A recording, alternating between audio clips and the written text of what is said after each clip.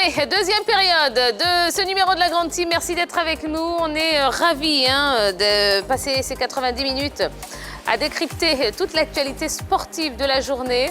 Eh bien, n'hésitez pas à passer le message, continuez à passer le message autour de vous. Je sais que vous le faites beaucoup. Eh bien, encore un petit effort. Oui. La Grande Team, c'est disponible sur le canal 203, StarTime 740, la TNT numéro 3 ou encore l'application RTI Mobile. Eh bien, qu'est-ce que vous en pensez? Il faut qu'on soit encore plus nombreux. C'est important et c'est intéressant. Les avis divergent et c'est ce qui rend cette émission encore plus enrichissante. Voilà. Allez, on est en direct jusqu'à 22h. Vous avez encore la possibilité d'intervenir et d'interagir avec nous en allant sur la page Facebook de la 3. On se fera un plaisir de vous lire pendant toute la durée de l'émission. Et je pense qu'il est temps d'accueillir notre invité de la soirée. Et justement, l'invité de ce soir, c'est un journaliste à la retraite. Pendant près de 3 décennies, il a écrit des milliers de lignes sur le sport et sur ses acteurs. Ce soir, le doyen Roger Okouvabé est sur le plateau de la Grande Team.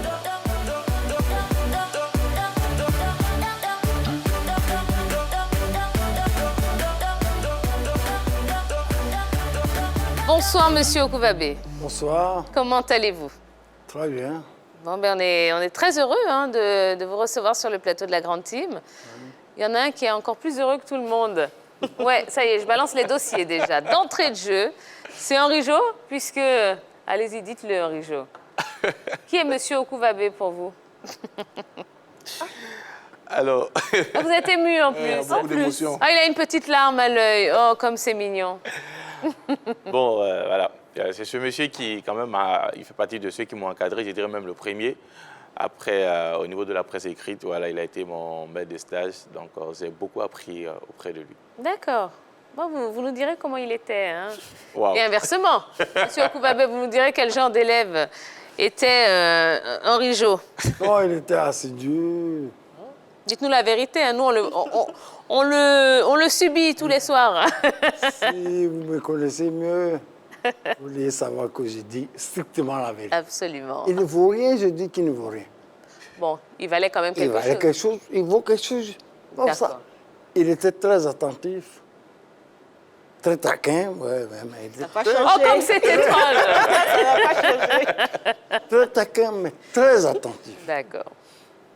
Il n'était pas allergique du tout aux critiques. Parce que moi, je m'énerve très vite quand on ne suit pas ce que j'aime. J'étais tout le temps énervé. Mais lui, il prenait ça tellement bien qu'il réussissait à désamorcer la bombe chaque fois. Bon, il n'a pas changé alors. Lui et moi, nous faisions un. Oh. Lui et moi, nous faisions un. C'est l'un des rares stagiaires que j'ai apprécié. D'accord. Oui. Oh, ne pleurez pas. Bon, alors, oui, on va arrêter de parler d'Henri Jo. C'est bon. Revenons à vous, monsieur Okouvabé. Aujourd'hui, vous êtes à la retraite. Est-ce que le terrain vous manque? Pour être franc, le terrain me manque. Oui. Oui, le terrain me manque. On a tellement de choses à dire sur l'actualité politique, sportive, culturelle. Mais quand on a la retraite, on a coupé tout ça. On ne peut plus intervenir. Oui. Il y a j'ai envie d'écrire, de m'étaler, de faire savoir mon point de vue sur certaines questions d'actualité. Mais je n'en ai plus l'occasion. Oui. Et ça me rend malheureux. Alors, monsieur Okouvabé, comment a débuté votre carrière dans le journalisme? En 91, j'étais à la maison, à Diamé, à l'habitat Extension. Quand j'ai vu un journal, un nouveau journal qui s'appelait Réalité. Je dis, mais tiens, je vais feuilleter ce truc-là. C'était tout nouveau. Je le feuillette. Je vois le nom du directeur de publication, Dougré Kwame Raphaël. Je dis, mais ça me donne l'occasion d'entrer dans la presse. Parce que tout petit, déjà au C1, au village, je lisais déjà les jours. Moi, on me dit, mais qu'est-ce que toi, tu comprends à ce que tu dis là? J'ai dit, moi, je serai journaliste plus tard. On me dit, quoi? Toi? Je suis arrivé au CM1. La lecture était plus fluide. J'ai commencé à comprendre les trucs. Donc, l'occasion pour moi m'était donnée là, de rentrer dans la presse. J'ai appelé le gars.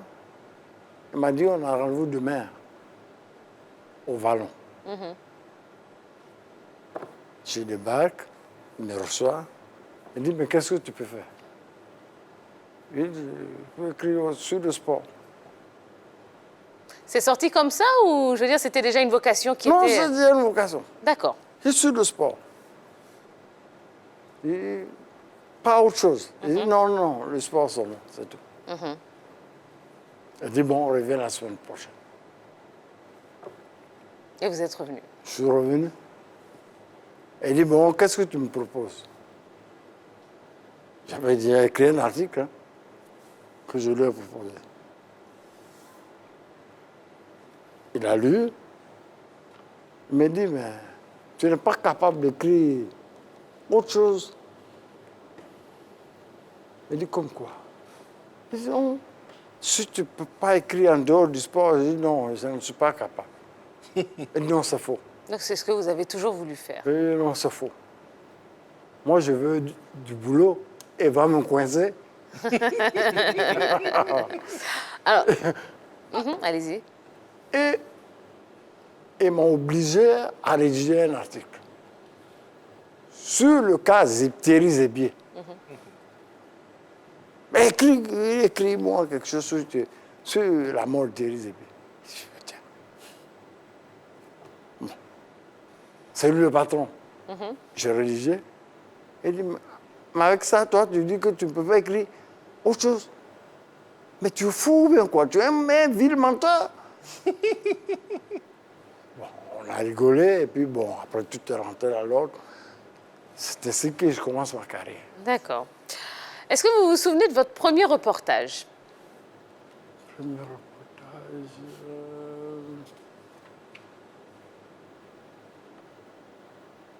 Vous avez le droit de dire non, hein?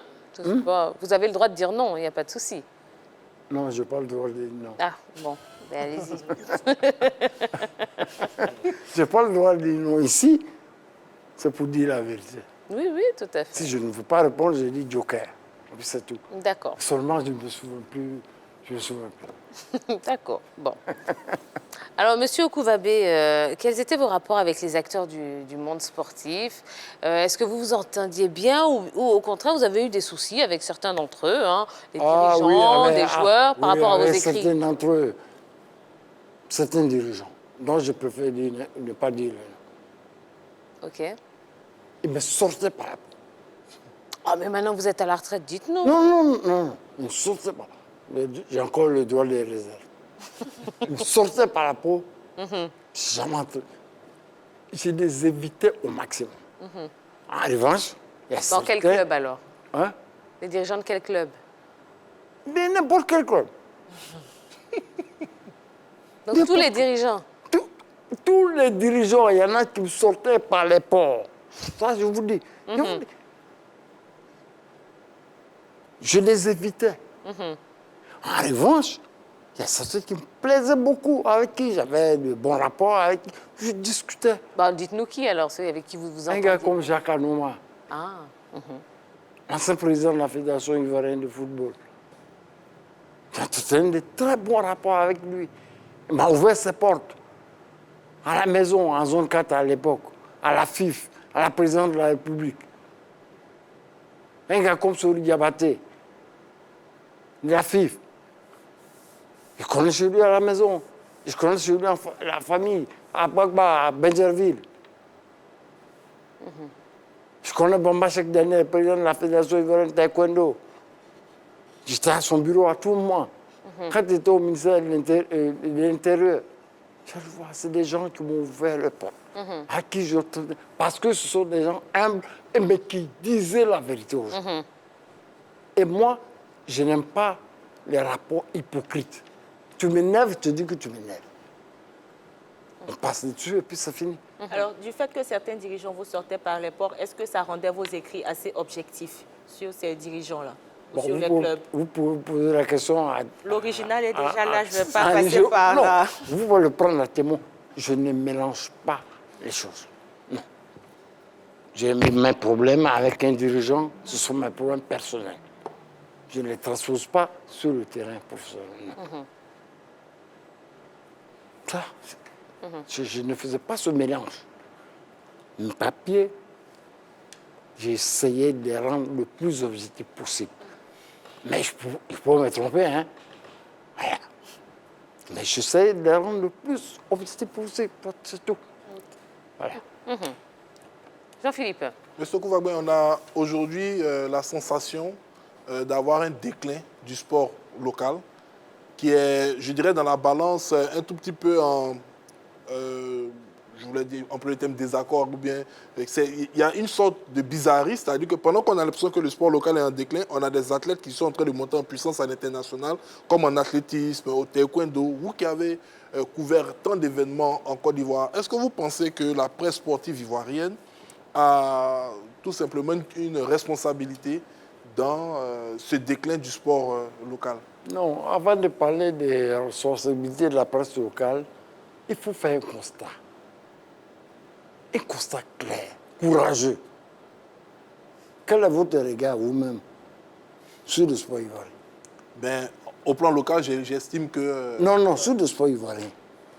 Bon, c'est un peu difficile de mélanger parce que le sport ivoirien, il y a le local et il y a l'international. Bon, Voilà. sur les deux tableaux. C'est mitigé. C'est mitigé. Tu vois, vous n'êtes pas courageux, vous. On dit le championnat national ivoirien ne vaut rien. Mais quand vous allez au stade, vous voyez un match RCA, AFAD. Mais c'est de beaux spectacles.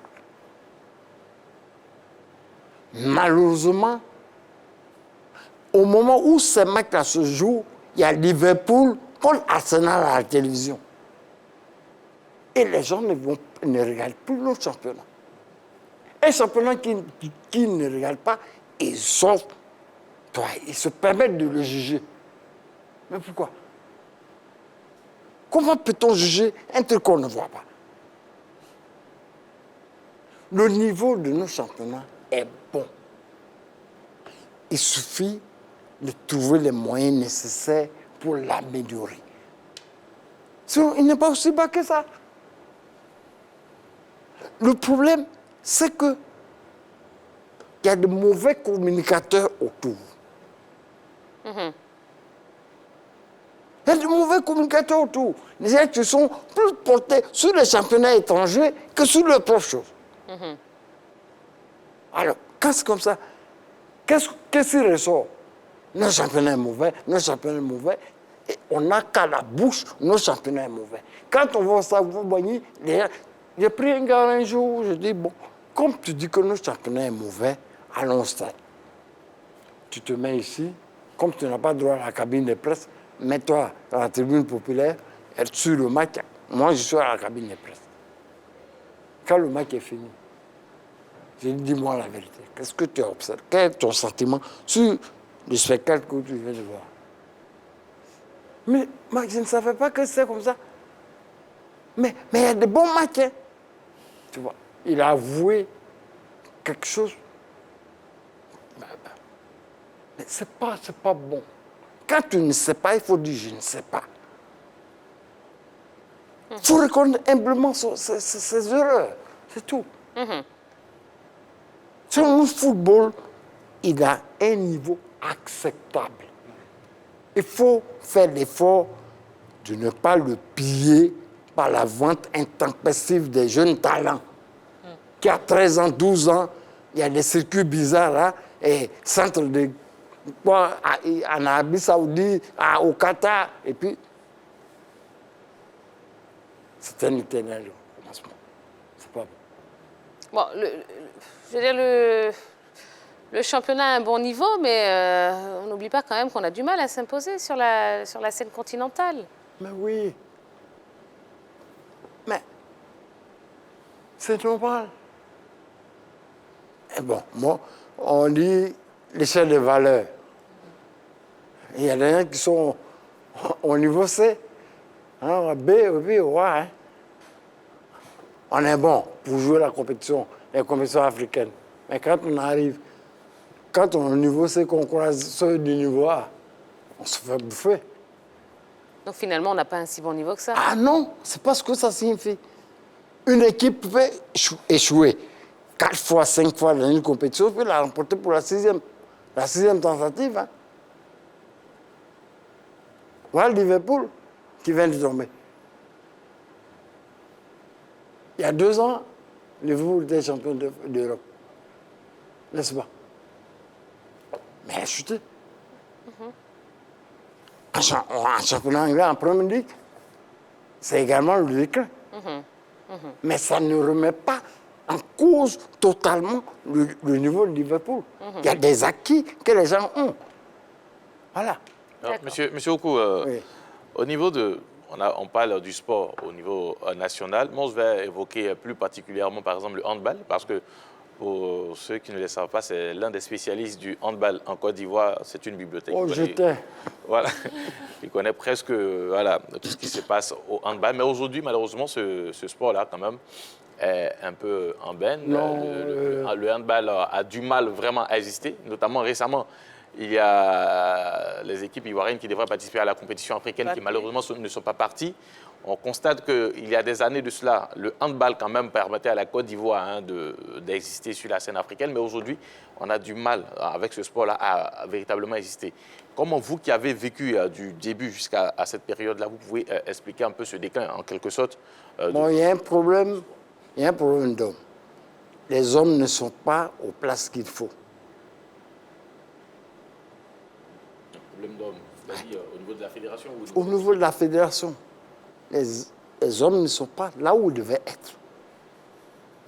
Au niveau des clubs, c'est la même situation à observer. Les équipes sont devenues trop faibles.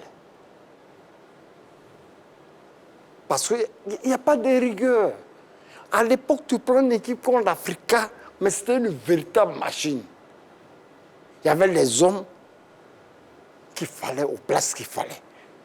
Tu as un entraîneur comme Feu Paul Blesson. Mais ce n'était pas de l'amusement.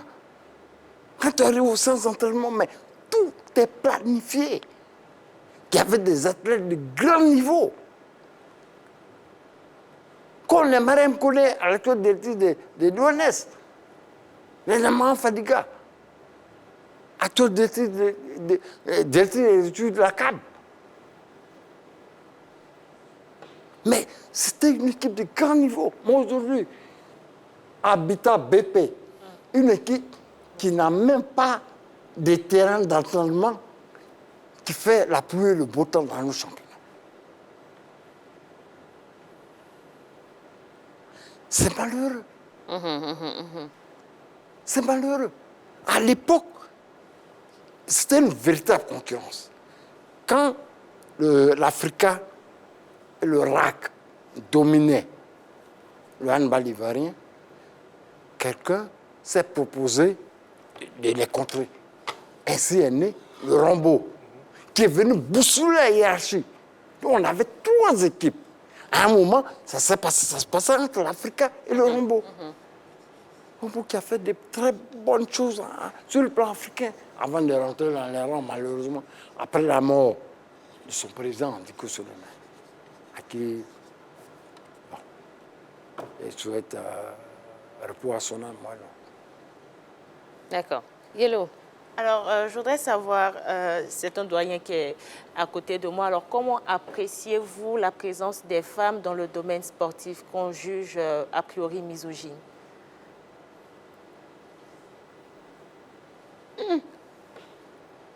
Qui a fait ce constat? C'est un constat global qu'on fait. Les femmes ne sont pas très représentatives dans le domaine. Est-ce qu'elles ont envie d'être représentées? Pas la question que vous avez posée. Non. Je vous retourne la question. Non, ici, c'est moi qui vous pose la question. question. Là, je suis à côté de vous, donc c'est parce que j'ai eu l'envie. Moi, je ne pense pas que ce soit vrai, le constat que vous faites. Si vous avez de la valeur, vous représentez, que vous défendez les couleurs d'une entreprise, d'une entité quelconque, que vous avez la valeur, vous venez là où vous devez être. Je ne suis pas sûr que si vous êtes une athlète de valeur, un dirigeant de club va vous dire non. À moins que vous ne vous trompiez d'équipe. On parle de handball féminin. Si vous voulez aller jouer avec les hommes, ça ne se passe pas comme ça pour le moment. Donc moi, je ne suis pas d'accord avec votre observation. Ok. C'est votre droit. D'accord. Bon, Monsieur Okuwabe, c'est vrai qu'on aimerait beaucoup discuter des heures et des heures avec vous. Malheureusement, on a un temps imparti. La dernière question que je vais vous poser, c'est la suivante. Si vous aviez un conseil à donner à la nouvelle génération, Oui. qu'est-ce que vous leur diriez? Oui. Léon Rigeaud et... Non, Henri Jo, il n'est pas dedans. Ah, il devient un peu un doyen aussi. Hein?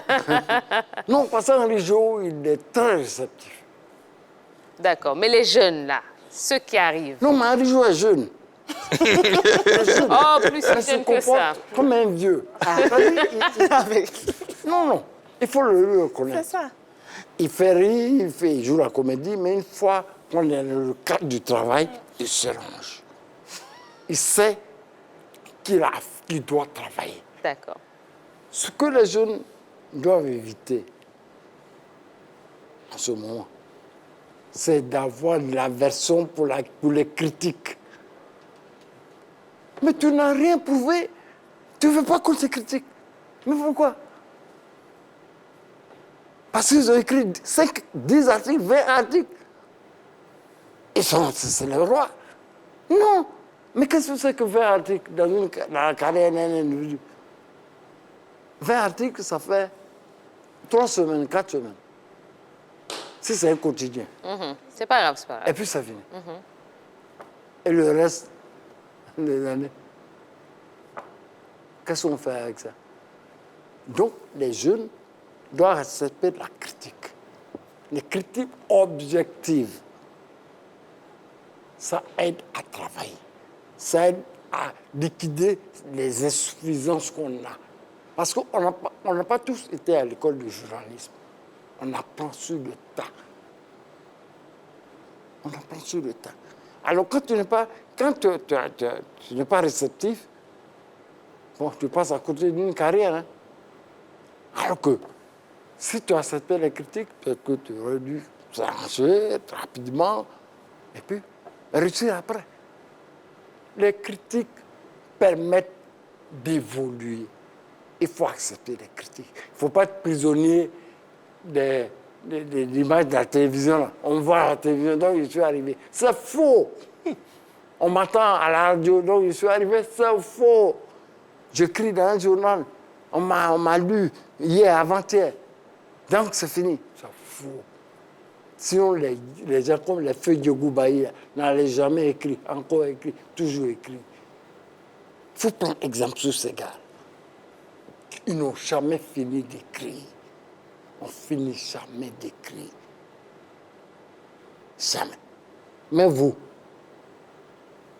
avez des débuts intéressants. Mais ça ne suffit pas. Ah ben non, ça je Ça ne sais suffit bien. pas. Il vous faut travailler davantage, oui. encore et toujours, Absolument. pour mériter d'être là. Tout à fait. Et sinon, ça ne servait à rien de commencer. Oui. Mais je suis d'accord avec vous. Voilà. Et à tous les jeunes, ben oui, hein, à toute cette nouvelle génération, eh ben, c'est pas sorti de la bouche de n'importe qui. Non, il a plus de 30 ans de carrière. Et vraiment, merci beaucoup, Monsieur Okuwabe. On a passé un très, très bon moment en votre compagnie. On a appris beaucoup de choses. Et on espère vous revoir très rapidement sur le plateau de la Grande Team. Là que je suis libre, Ben voilà. je peux me mettre un emploi d'ici. Vraiment, hein. Bon, on va soumettre votre candidature alors, d'accord? En tout cas, merci beaucoup d'être passé nous faire un petit coucou. C'est la maison, donc dès que vous avez un petit moment, eh ben, vous venez toquer, il n'y a pas de souci. D'accord. La porte vous est ouverte. D'accord. Allez, ne bougez pas, non. On va se retrouver dans quelques instants. Hein. On aura encore quelques petits sujets à vous proposer, oui, puisqu'on est en direct hein, jusqu'à 22h. Un petit bizarroïde proposé par notre Jojo. Et puis le débrief hein, de ces quarts de finale retour de l'UEFA Champions League. On vous expliquera tout ce qui s'est passé sur les pelouses. Alors ne bougez pas, on revient juste après ça.